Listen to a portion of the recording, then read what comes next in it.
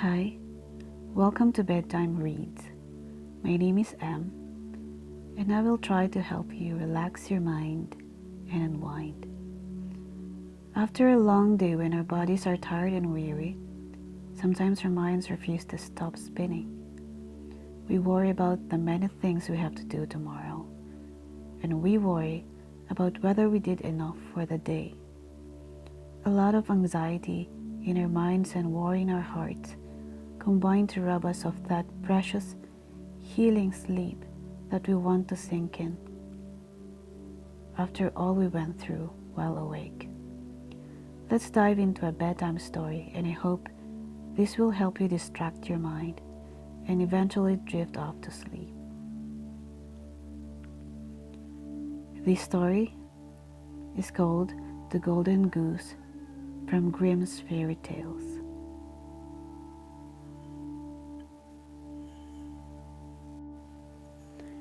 There was once a young man who had 3 sons. Johnny, the youngest, was always looked upon as the simpleton of the family and had very little consideration or kindness shown him. It happened one day that the eldest son was going out into the wood to cut fuel, and before he started, his mother gave him a slice of rich plum cake and a flask of wine so that he might not suffer from hunger or thirst. Just as he reached the wood, he met a queer old man, dressed in gray, who wished him good day, and begged for a piece of the young man's cake and a drink of wine. But the greedy youth replied, "If I were to give you cake and wine, I should not have enough left for myself, so be off with you, and leave me in peace." Then he pushed the little man rudely on one side and went his way. He soon came to a likely-looking tree and began to hew it down, but he made a false stroke, and instead of striking the tree, he buried his axe in his own arm and was obliged to hurry home as fast as he could to have the wound dressed. And this was what came of offending the little gray man. The following day the second son set out to the wood, and his mother treated him just as she had done her eldest son, gave him a slice of cake and a flask of wine in case he should feel hungry.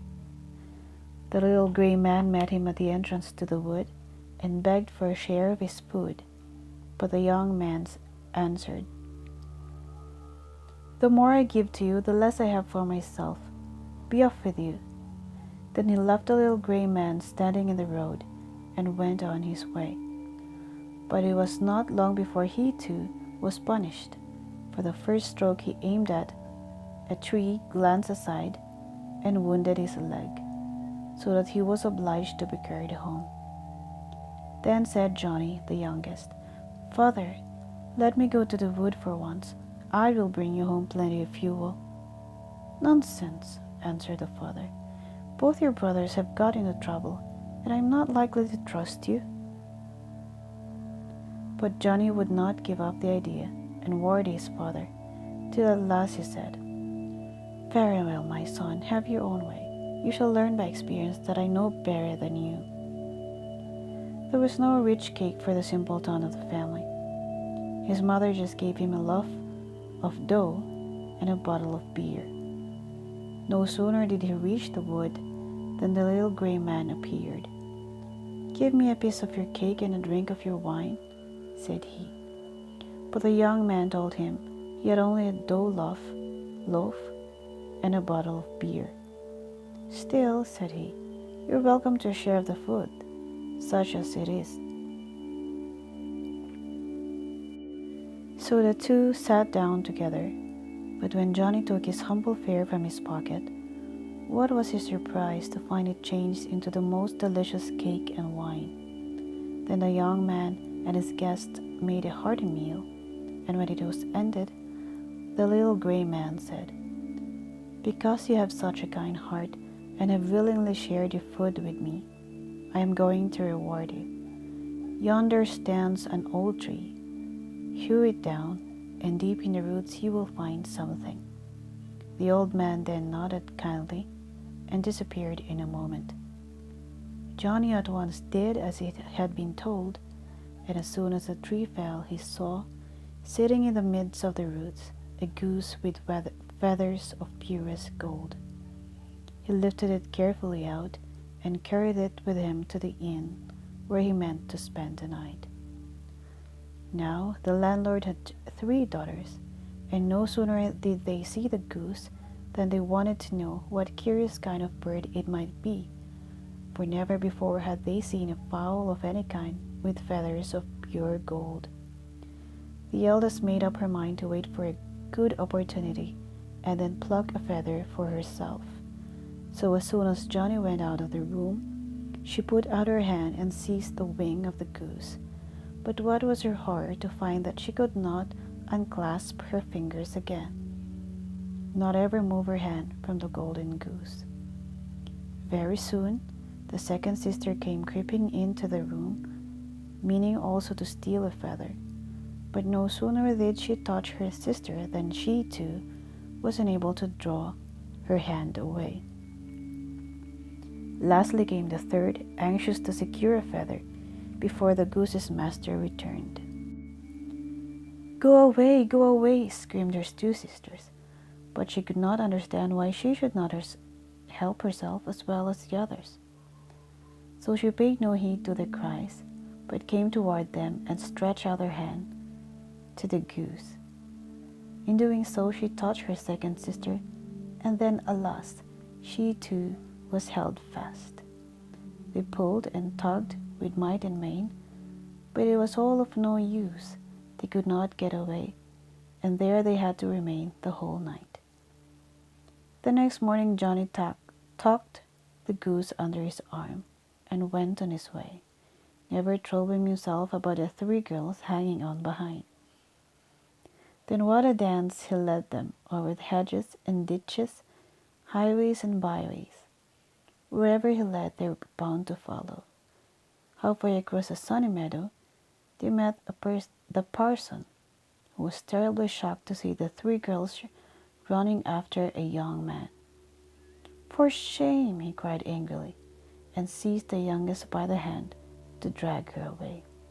But no sooner did he touch her than the poor parson was made fast too, and had to run behind the girls, willing or not. They had scarcely gone half a dozen paces before they met the sexton, who stared with astonishment to see his master running at the heels of the 3 girls. "Hi, stop, your reverence," he cried. "We'll be late for the christening." He seized the parson's sleeve as he ran past him, but the poor sexton had to join the procession too. So now there were 5 of them, and just as they turned the corner, the parson saw 2 peasants and called to them to set him and his sexton free.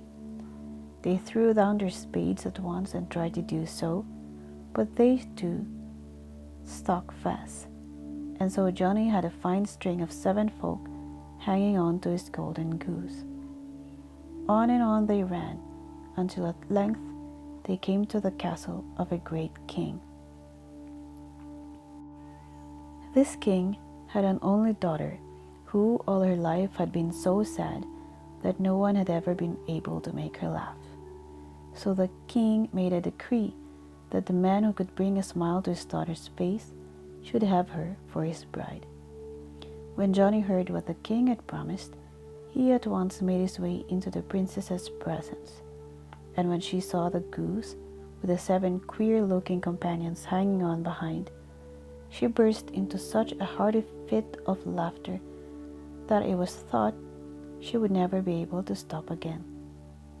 Of course, Johnny claimed her as his bride, but the king did not fancy him for a son-in-law, so he made many excuses.